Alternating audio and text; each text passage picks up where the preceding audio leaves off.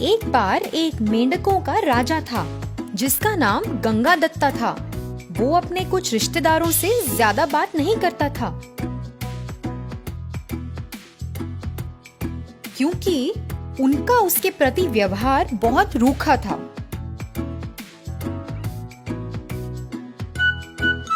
एक दिन वो अपनी पत्नी के पास गया और बोला, उनकी हिम्मत कैसे हुई मुझसे ऐसे बात करने की? मैं राजा हूँ, मैं उन्हें सबक जरूर सिखाऊंगा। उसकी पत्नी ने उसे सावधानी बरतने को कहा, नहीं तो वो भी मुसीबत में पड़ सकता है।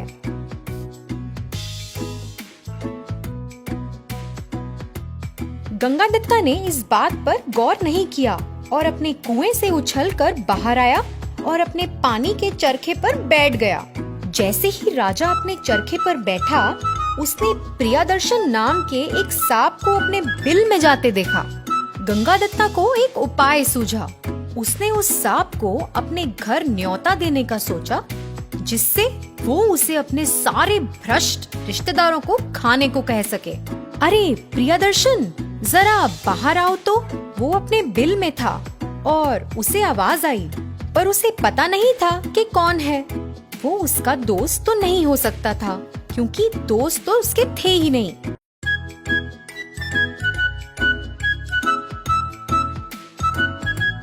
मैं गंगादत्ता हूँ, मेंढकों का राजा। मैं तुम्हारा दोस्त बनना चाहता हूँ। प्रियदर्शन एकदम हैरान था, मगर उसे जानने की उत्सुकता भी थी, इसलिए वो बाहर आ गया। ये नामुमकिन है, हम दोस्त कैसे बन सकते हैं जब हम दुश्मन हैं? मेंढक बोला, हाँ, मैं जानता हूँ कि हम पैदाइशी दुश्मन हैं, पर मुझे तुम्हारी मदद चाहिए। मैं चाहता हूँ कि तुम मेरे सारे दुश्मनों को खा जाओ।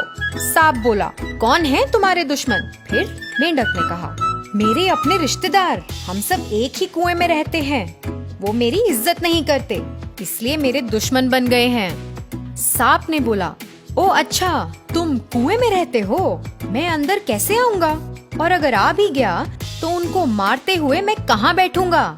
इस सब का कोई मतलब नहीं, तुम भागो यहाँ से। रुको मेरे दोस्त, मैं तुम्हें इसका रास्ता बताता हूँ और तुम्हें दिखाऊंगा कि पानी के सतह के ऊपर एक बिल है जिसमें तुम आराम से बैठ सकते हो।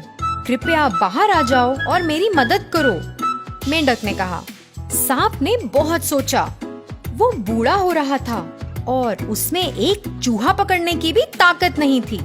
उसे मेंढक का प्रस्ताव अच्छा और आसान लगा और उसने निर्णय ले लिया।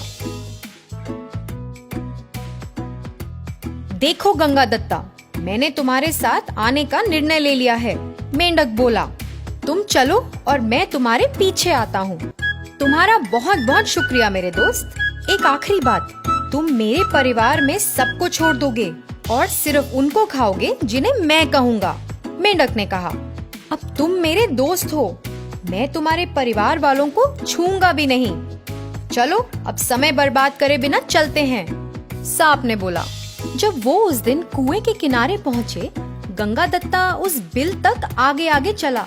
फिर उसने प्रियदर्शन को बिल में जाने को कहा और वहीं रहने को कहा जब तक उसके रिश्तेदार नहीं आते। कुछ देर बाद गंगादत्ता के रिश्तेदार उस कुएं के पास उछल कूद कर रहे थे। तभी गंगादत्ता बोला, वो रहे, वो है जो मुझे बहुत तंग करते हैं। जाओ पकड़ो उन्हें। एक एक करके उस सांप ने जल्द ही गंगादत्ता के दुश्मनों को खत्म कर दिया।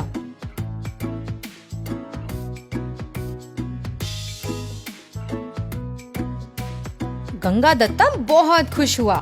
फिर उस सांप ने चालाकी से सोचा, जब गंगादत्ता यहाँ नहीं होगा, मैं यहाँ के एक दो और मेंढक खा लूंगा। मैंने तुम्हारे सारे दुश्मनों को खा लिया है। सांप बोला, अरे वाह, अब तुम अपने बिल में वापस चले जाओ, वैसे ही जैसे तुम आए थे मेरे दोस्त। मेंढक ने कहा, क्या वापस चला जाऊं? क्या मजाक कर रहे हो? कोई दूसरा सांप मेरे उस बिल में आ गया होगा अब तक। ना मेरे दोस्त, अब तो मैं यहीं रहूंगा।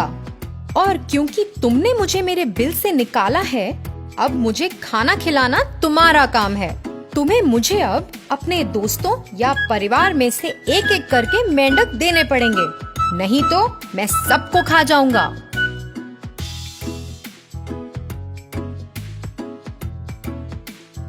अरे मैं तो कितना मूर्ख हूँ, मैं उसे यहाँ लेकर क्यों आया? अब मेरे पास कोई रास्ता नहीं है। मेंढक ने सोचा। हर एक दिन एक मेंढक की भेंट दी, पर वो सांप वहाँ रुका नहीं। जब राजा वहाँ नहीं होता, वो बाकी कुछ मेंढक भी खा जाता। फिर एक दिन जो दूसरा मेंढक जो प्रियदर्शन ने खाया, वो गंगादत्ता का बेटा था। और गंगादत्ता ने उसे रंगे हाथ पकड़ लिया।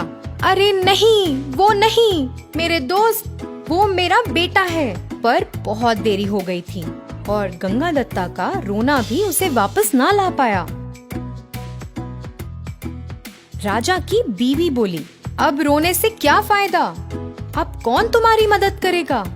तुम ही अपने सब रिश्तेदारों को भस्म करना चाहते थे। अब तुम या तो यहाँ से भागो, नहीं तो उस प्रियदर्शन को मारने का उपाय सोचो। कुछ दिन ऐसे ही बीत गए, पर गंगादत्ता के पास कोई उपाय नहीं था और उस कुएं के सारे मेंढक खाए गए थे, सब सिवाय उसके। मेरे प्यारे गंगादत्ता, मुझे भूख लगी है, मेरे लिए कुछ खाना तो लाओ, ये तुम्हारा काम है, सांप ने कहा। फिर गंगादत्ता ने सोचा, यही समय है जब मैं भाग सकता हूँ। मेरे दोस्त, जब तक मैं जिंदा हूँ तुम भूखे नहीं रहोगे। मुझे यहाँ से जाने दो और दूसरे सारे कुएं से मैं तुम्हें मेंढक ला के दूंगा। मैंने तुम्हें हमेशा अपने भाई समान रखा है, पर अगर तुम ऐसा कर दोगे फिर आज से मैं तुम्हें अपने पिता समान समझूंगा, सांप ने कहा। समय व्यस्त करे बिना मेंढक वहाँ से चला गया। अब मैं अपने लिए कोई दूसरा कुआं ढूंढता हूँ। इसी बीच सांप उस बिल में ही इंतजार कर रहा था। मुझे उसे कभी जाने नहीं देना चाहिए था। अब मैं हार गया हूँ। बहुत दिन बाद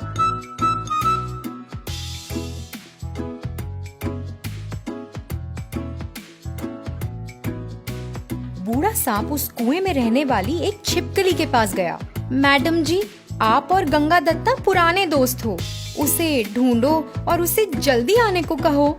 ठीक है, अगर वो दूसरे मेंढक ना ला पाए, मैं उसे हानि नहीं पहुंचाऊंगा और मैं उसके बिना नहीं रह सकता, सांप ने छिपकली को कहा। दूसरे कुएं में शिकार करते हुए आखिरकार छिपकली को गंगादत्त मिल ही गया। वो बोली, गंगादत्ता, तुम यहाँ क्या कर रहे हो? तुम्हारा दोस्त प्रियदर्शन तुम्हारे इंतजार में बहुत परेशान है। उसने वादा किया है कि वो तुम्हें हानि नहीं पहुँचाएगा। आओ घर चले। मेंढक ने कहा, एक भूखे जीव पर भरोसा नहीं किया जा सकता। मुझे अपना सबक मिल गया है। मुझे अपने रिश्तेदारों को पीठ नहीं दिखानी चाहिए थी, उनके साथ खुशी से रहना चाहिए था। अब वो मुझे कभी नहीं देखेगा, मेंढक ने कहा। तो बच्चों, क्या सीखा आपने? किसी भी परिस्थिति में हमें बुरी संगत का सहारा नहीं लेना चाहिए। बुरी संगत हमारे लिए हानिकारक है। हमें उम्मीद है ये कहानी आपको बहुत पसंद आई होगी। अगली बार फिर मिलेंगे। हमारे चैनल को सब्सक्राइब करना मत भूलिए। धन्यवाद बच्चों।